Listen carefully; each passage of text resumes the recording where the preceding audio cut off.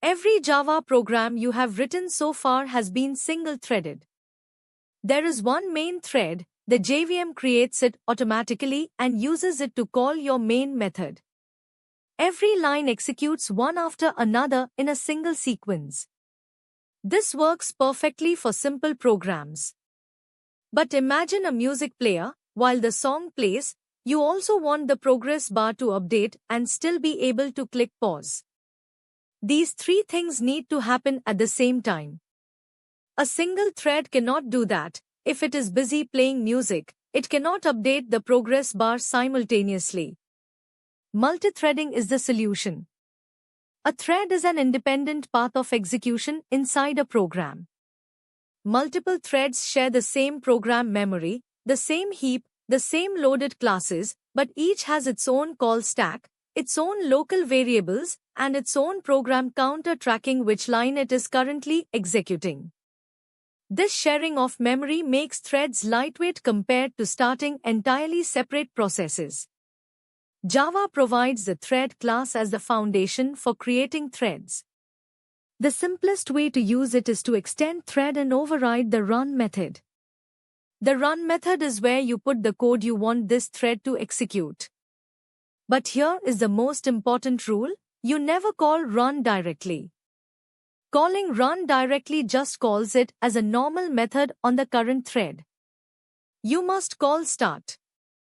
The start method registers a new thread with the operating system, allocates a stack for it, and then the JVM calls run on that new thread automatically.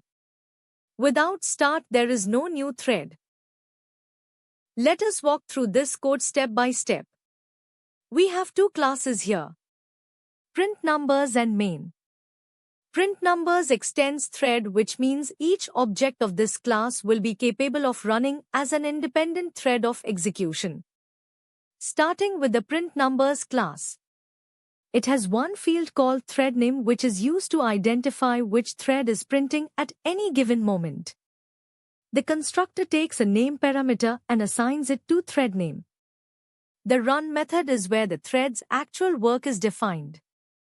Inside run we have a loop that runs from 1 to 5.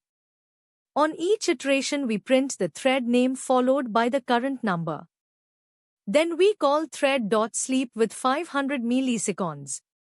This pauses the current thread for half a second, simulating some work being done. The sleep method throws a checked exception called interrupted exception because another thread could potentially interrupt the sleeping thread. This means the sleep call must be wrapped in a try-catch block. If the thread is interrupted while sleeping, we print a message saying the thread was interrupted. Now let us look at the main class.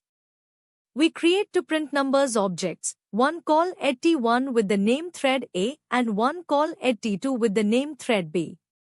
Then we call t1.start and t2.start. This is the critical point. Calling start does not just call the run method. It registers a brand new thread with the operating system, gives that thread its own call stack, and then the JVM calls run on that new thread automatically in the background. Both start calls return immediately without waiting for the threads to finish their work. So both thread A and thread B are now running simultaneously as completely independent paths of execution. The very next line after the two start calls is the println that prints main thread continues. Since start returns immediately, the main thread does not pause or wait. It just keeps going and executes that println right away. This is why main thread continues appears first in the output even though the two threads were started before it. After printing, the main thread has no more work to do and finishes. But thread A and thread B are still running in the background. Both threads loop through their numbers, pausing for half a second between each print. Because both threads are running at the same time, their output interleaves.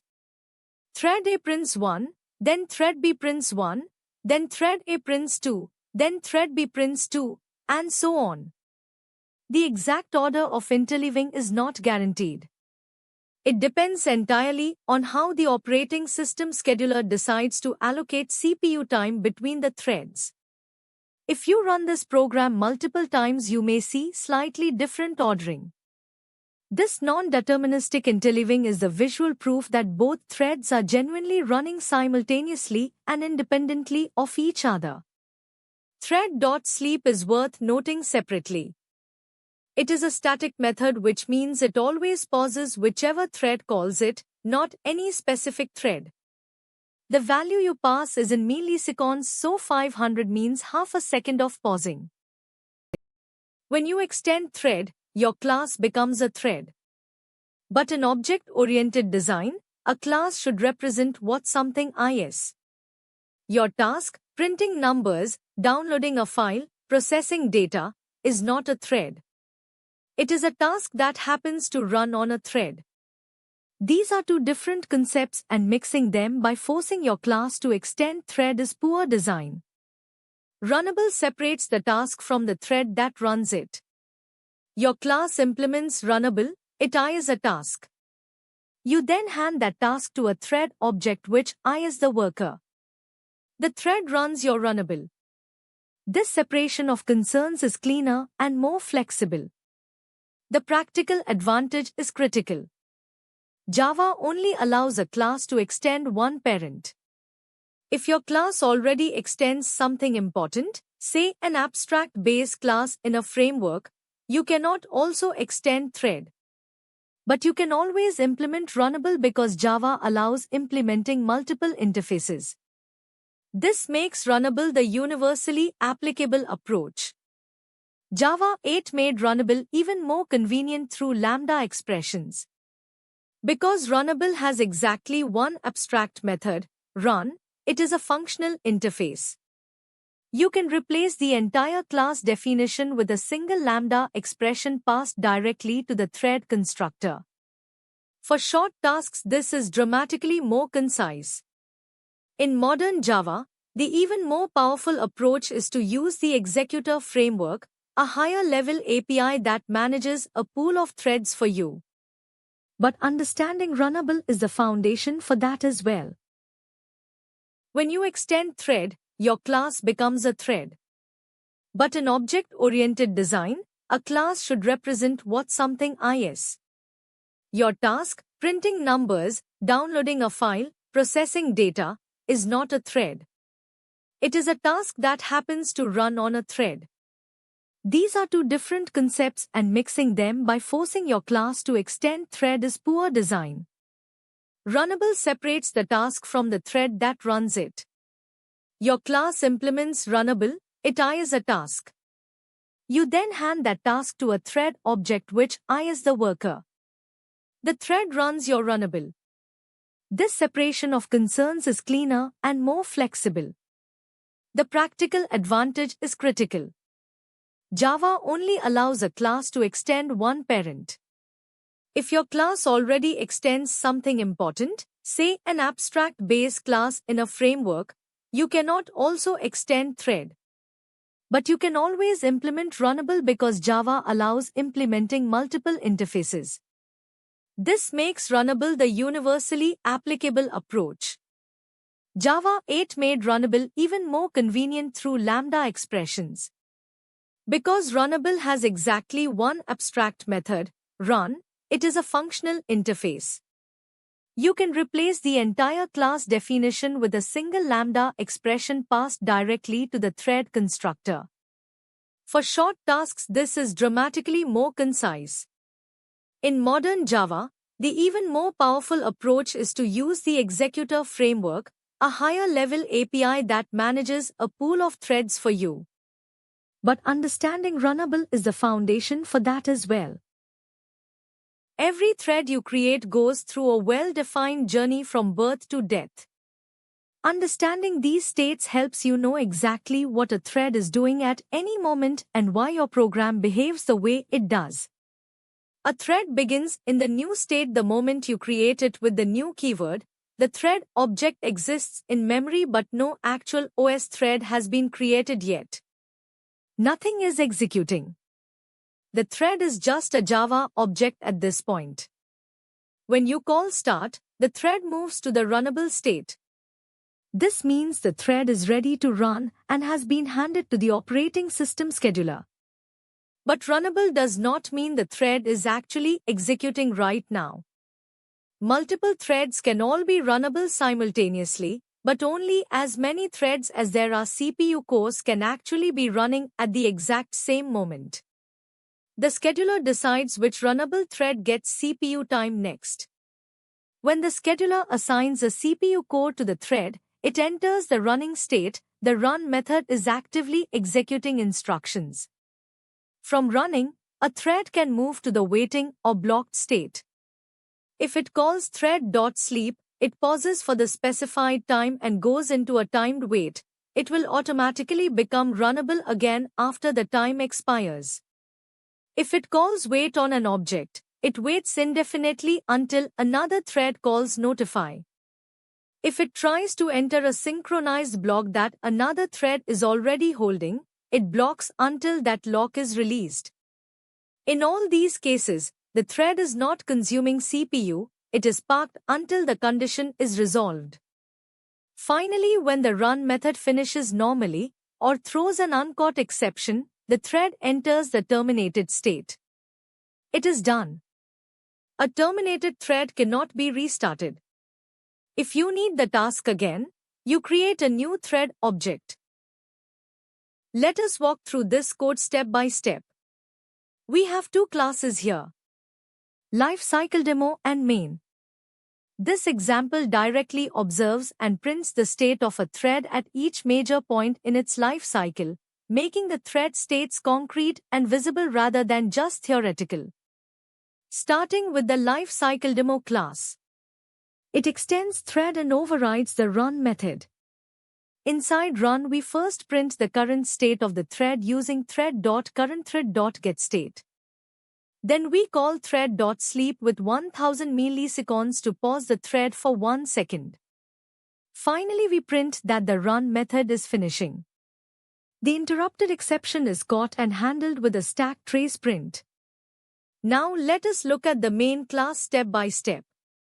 First, we create a lifecycle demo object called T using the new keyword. At this moment, the thread object exists in Java memory, but no operating system thread has been created yet. We call t.getState and it returns new. The thread has been created as a Java object, but nothing is running yet. Then we call t.start. This registers a new thread with the operating system, gives it a call stack, and hands it to the scheduler. We immediately call t.getState and it returns runnable. This means the thread has been submitted to the scheduler and is either waiting for a CPU core to become available or is already actively executing. Java reports both of these situations as runnable because from Java's perspective the thread is ready and available to run. Inside the run method, when the thread prints its own state using currentThread.getState, it also sees runnable. This confirms that a thread sees itself as runnable even while it is actively executing instructions. Back in the main thread, we call thread.sleep with 100 milliseconds. This gives the child thread just enough time to start executing and reach its own sleep call of 1000 milliseconds. After the main thread wakes up from its 100 millisecond sleep, we call t.getState again, and this time it returns timed waiting. This confirms that the child thread is currently paused inside its thread.sleep call and is not consuming any CPU. Then we call t.join on the main thread.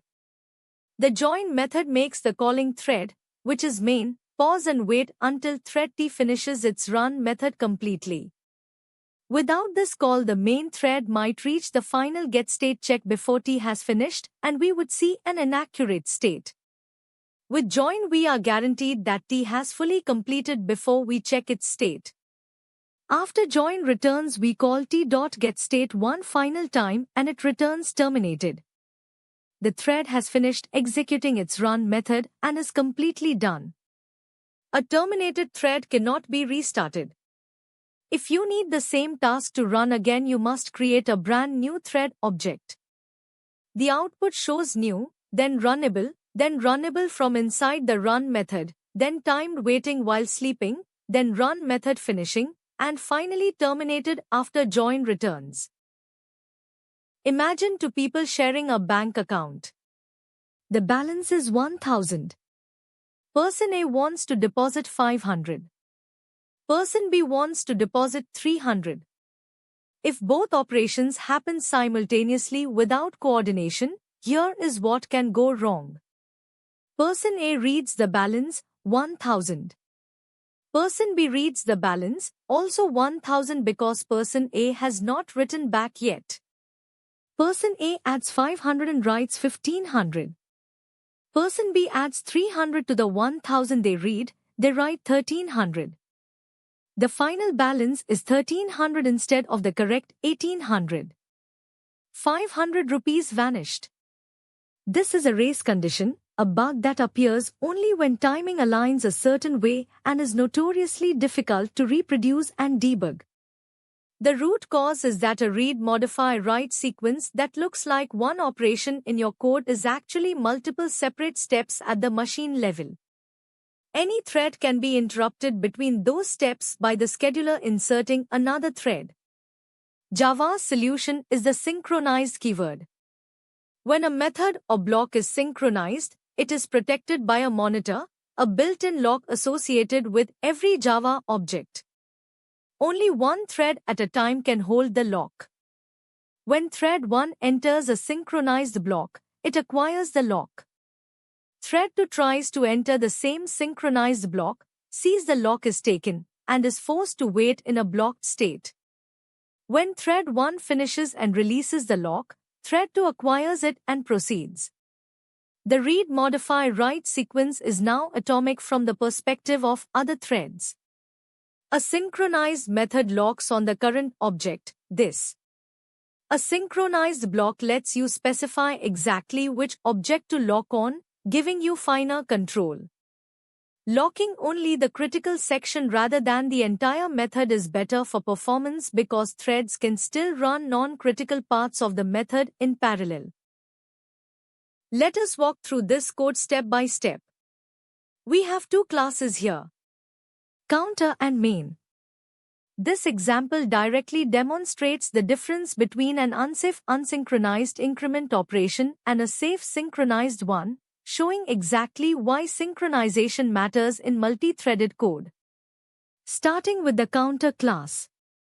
It has one private field called count initialized to 0. It has two increment methods and one method to get the current count. The first method is called incrementInSafe. It performs count ++ without any synchronization or protection. This looks like a single simple operation, but at the machine level it is actually 3 separate steps. Read the current value of count, add 1 to it, and write the new value back. If two threads execute this method simultaneously, both might read the same value before either has written back, and the result will be incorrect. Running this method from two threads simultaneously will almost certainly produce a final count less than 2000 because of this race condition. The second method is called incrementSafe. It is identical to incrementInSafe except it is marked with the synchronized keyword. This single keyword makes a critical difference. When a thread enters incrementSafe, it acquires the monitor lock on the counter object. Any other thread that tries to enter the same synchronized method on the same object will be forced to wait in a blocked state until the first thread finishes and releases the lock. This guarantees that the 3-step read-modify-write sequence of count ++ completes entirely before any other thread can touch count. The operation is now effectively atomic from the perspective of other threads. Now let us look at the main class. We create one counter object called counter. Then we create two threads using lambda expressions.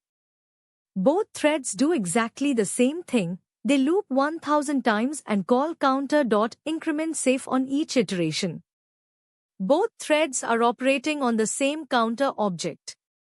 We call T1.start and T2.start to launch both threads simultaneously.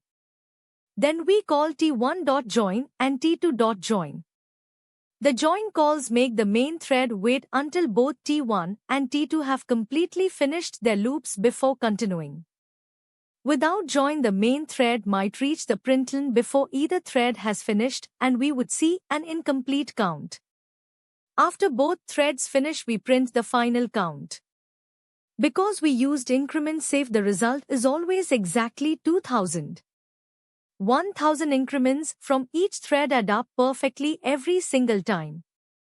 If you replaced increment save with increment and save and ran the program multiple times, you would see different inconsistent results on every run, sometimes 1843, sometimes 1967, sometimes 1776, never reliably 2000. That inconsistency across runs is the race condition in action. The synchronized keyword eliminates it completely by ensuring only one thread can execute the critical section at a time. Synchronization prevents threads from interfering with each other. But sometimes threads need to actively cooperate. One thread needs to wait for another thread to reach a certain state before it can continue. This is inter-thread communication. The classic example is the producer-consumer pattern. A producer thread generates data, maybe it reads records from a file. A consumer thread processes that data, maybe it writes records to a database. The consumer must wait if there is no data to process. The producer must wait if the buffer holding the data is full and the consumer has not emptied it yet. The wait method, when called on an object, makes the current thread release the lock it is holding on that object and go into a waiting state. This is crucial. It releases the lock while waiting, allowing other threads to proceed. The thread stays in waiting until another thread calls notify or notify all on the same object. The notify method wakes up one thread that is waiting on that object. Which specific thread gets woken is not guaranteed, the scheduler decides. After being notified, the woken thread does not immediately run, it moves to the runnable state and has to reacquire the lock before it can continue. The notify all method wakes all threads that are waiting on that object, all of them compete for the lock and the winner proceeds first. A critical rule that beginners often miss: after being woken by notify, a thread should always recheck the condition it was waiting for inside a while loop, not an if statement. This is because between being notified and reacquiring the lock, another thread might have already consumed the resource again. Rechecking guarantees the condition is still valid before proceeding. These three methods are the actual mechanism behind inter-thread communication. They are defined on the object class, not the thread class, because they operate on the lock of an object, and every Java object has a lock. Think of wait, notify, and notify all as a messaging system between threads sharing an object. A thread that needs to wait for something calls wait on the shared object. This pauses the thread and releases the lock so other threads can enter synchronized blocks on that object. The waiting thread is now dormant, completely inactive, consuming no CPU. When another thread finishes producing what was needed, it calls notify on the same shared object. This sends a wake-up signal to one waiting thread. That thread does not immediately run, it transitions to runnable and waits for the lock to become available. Once it acquires the lock, it continues from exactly where it called wait. The choice between notify and notify all matters. If only one specific waiting thread should proceed, for example because the resource has space for exactly one more item, notify is fine. But if you are not sure which waiting thread should proceed, notify all is safer. It wakes all of them and lets each one recheck the condition for itself. Using notify when multiple threads are waiting for different conditions can cause a thread that woke up to find the condition still not met, but the thread that actually needed the resource is still sleeping. Notify all avoids this starvation problem. Let us walk through this code step by step. We have 3 classes here: shared buffer and 2 anonymous thread classes defined using lambdas inside main. Shared buffer is the shared resource that the producer and consumer threads communicate through. Starting with the shared buffer class, it has 2 fields: an integer called item initialized to -1, which represents the single slot where data can be stored, and a boolean called hasItem initialized to false, which tracks whether the slot currently contains a value. The produce method is synchronized. This means only one thread at a time can execute it on the same shared buffer object. The method starts with a while loop that checks hasItem. If hasItem is true, it means the buffer already has an item that has not been consumed yet. The producer cannot add another item, so it calls wait. Calling wait releases the lock on the shared buffer object and puts the producer thread into a waiting state. This is crucial because releasing the lock allows the consumer thread to enter synchronized methods on the same object. When the producer is eventually notified and wakes up, it rechecks the condition in the while loop. If hasItem is still true, it waits again. If hasItem is false, the slot is empty and the producer can proceed.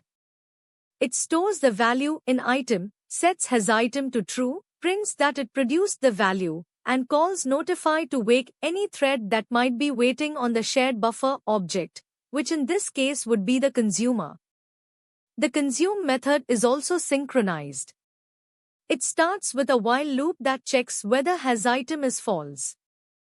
If there is no item in the buffer, the consumer cannot consume anything, so it calls wait, releases the lock, and goes into a waiting state. When notified, it rechecks the condition. If hasItem is still false, it waits again. If hasItem is true, there is an item to consume. The consumer sets hasItem to false, prints that it consumed the value, calls notify to wake any waiting producer, and returns the item. Now let us look at the main class. We create one shared buffer object called buffer. Then we create a producer thread using a lambda. The producer calls buffer.produce 5 times in a loop, passing the values 1 through 5, and sleeps for 200 milliseconds between each produce call. We also create a consumer thread using a lambda. The consumer calls buffer.consume 5 times in a loop and sleeps for 500 milliseconds between each consume call. Notice that the consumer is slower than the producer. It waits 500 milliseconds between consumes while the producer only waits 200 milliseconds between produces. We start both threads. Because the consumer is slower, you will sometimes see the producer waiting for the consumer to catch up. The output shows each item being produced and then consumed in order, 1 through 5, with the coordination happening cleanly through wait and notify. The while loop around wait is absolutely essential and not just a style choice. After a notify call, or in rare cases of what Java calls a spurious wake-up, an occasional phantom wake-up that Java is allowed to generate for technical reasons, a thread might wake up even though the condition it was waiting for has not actually been met. By rechecking the condition in a while loop instead of an if statement, the thread guarantees it only proceeds when the condition is genuinely satisfied. Using an if statement instead would leave your code vulnerable to these spurious wake-ups and could cause subtle and very hard-to-find bugs. Deadlock is one of the most feared problems in multithreading because it is silent. The program does not crash. It does not throw an exception. It simply freezes and stops making progress forever. Users see an unresponsive application with no error message to guide you toward the cause. The classic deadlock scenario involves 2 threads and 2 locks. Thread 1 acquires lock A and then tries to acquire lock B. Thread 2 acquires lock B and then tries to acquire lock A. If both threads execute these steps simultaneously, thread 1 holds A and is waiting for B, thread 2 holds B and is waiting for A, neither can ever proceed. Thread 1 will not release A until it gets B, thread 2 will not release B until it gets A. They wait forever. 4 conditions must all be true simultaneously for a deadlock to occur. Mutual exclusion means locks cannot be shared, only one thread holds a lock at a time. Hold and wait means a thread holds a lock while waiting for another. No preemption means Java cannot forcibly take a lock from a thread must voluntarily release it. Circular wait means there is a cycle in the waiting relationship, A waits for B and B waits for A. The prevention strategy is simple and effective. Always acquire locks in the same fixed order in every thread. If both thread 1 and thread 2 always acquire lock A before lock B, thread 2 will simply wait for thread 1 to release lock A instead of holding lock B and creating a deadlock. This breaks the circular wait condition. Other strategies include using try-lock with a timeout. If a thread cannot acquire a lock within a time limit, it gives up and tries again later, and designing code to avoid nested synchronized blocks wherever possible. Let us walk through this code step by step. We have one class called main, and inside it we have two static lock objects, lock A and lock B, and three static methods that demonstrate what causes a deadlock and how to fix it. The lock objects lock A and lock B are declared as final object instances. Any Java object can serve as a lock in a synchronized block. These two objects are the shared resources that multiple threads will compete to acquire. Starting with thread 1 task. This method always acquires lock A first by entering a synchronized block on lock A. It prints that it acquired lock A, then sleeps for 100 milliseconds to simulate some work. The sleep also gives the other thread time to acquire its first lock, which is what creates the deadlock scenario. After sleeping, thread 1 task tries to acquire lock B by entering a nested synchronized block on lock B. Now looking at thread 2 task deadlock. This method acquires locks in the opposite order. It acquires lock B first, sleeps for 100 milliseconds, and then tries to acquire lock A. If thread 1 task and thread 2 task deadlock run simultaneously, thread 1 acquires lock A and thread 2 acquires lock B.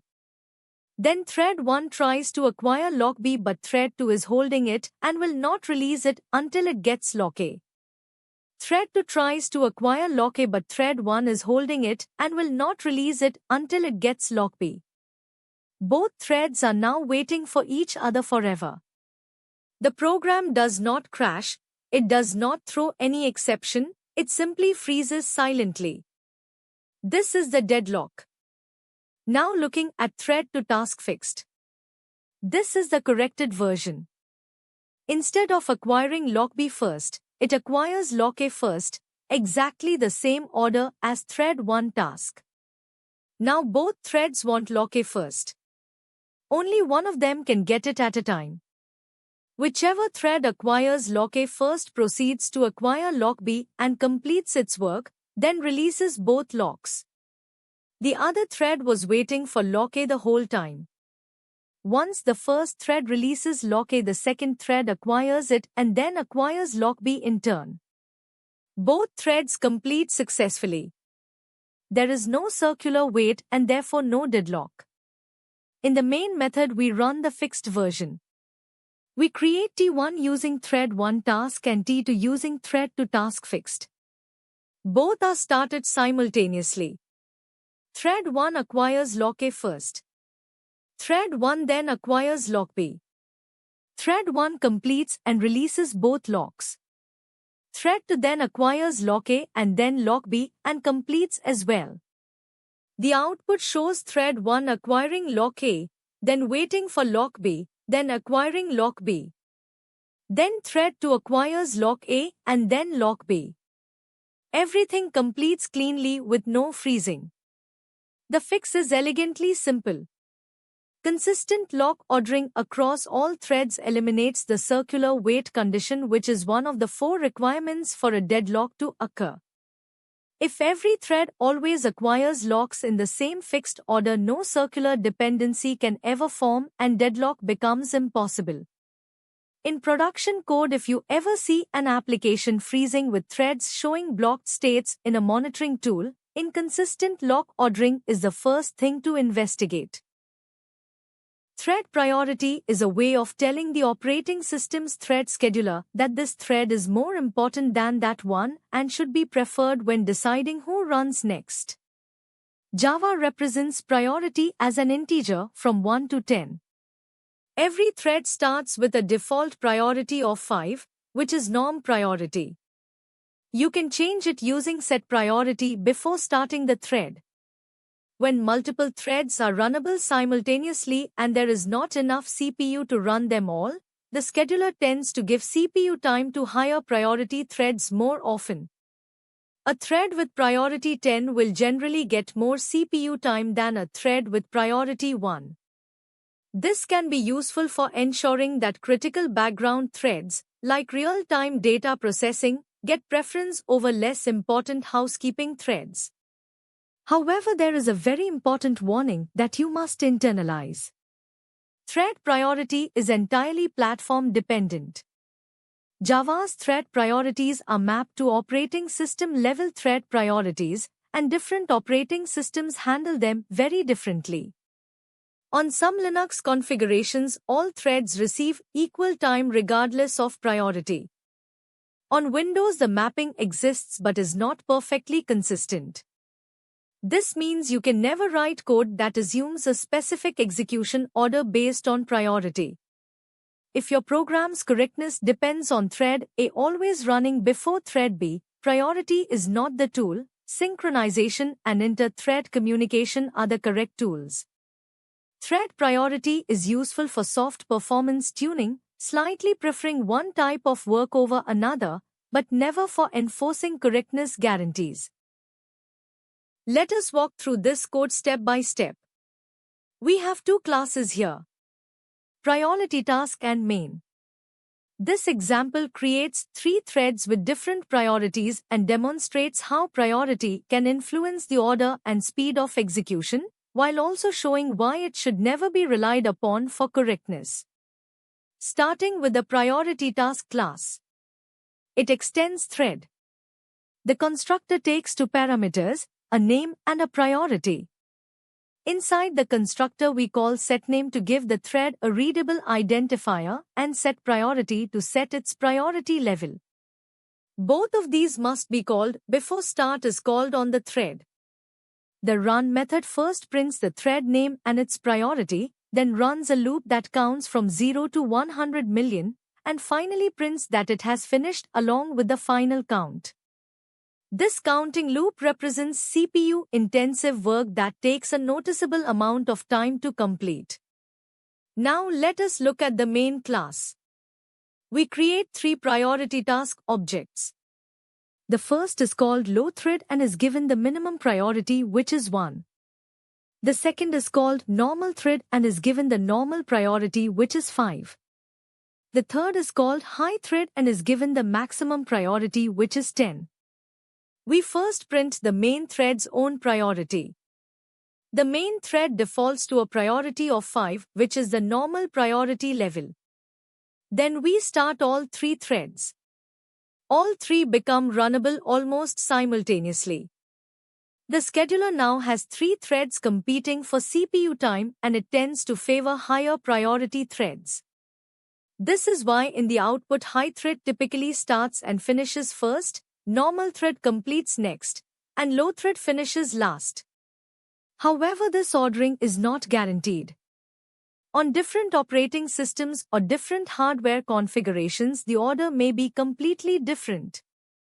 On some Linux systems, all threads may receive equal time regardless of priority, and you might see them finish in a different order or even simultaneously. An important observation from the output is that all 3 threads produce a final count of exactly 100 million. Priority does not affect the correctness of the computation. Every thread completes its full loop and produces the correct result. The only thing priority potentially influences is how quickly each thread gets CPU time and therefore how quickly it finishes relative to the others. This is why thread priority is purely a performance hint and must never be used to enforce a specific logical ordering in your program. If correctness depends on a specific order between threads, you must use synchronization or inter-thread communication, not priority. Thank you for watching this video. I hope this explanation helped you clearly understand the multithreading and its core components in a structured and easy way. Continue learning, keep practicing, and stay consistent with your preparation. More detailed concepts are coming next.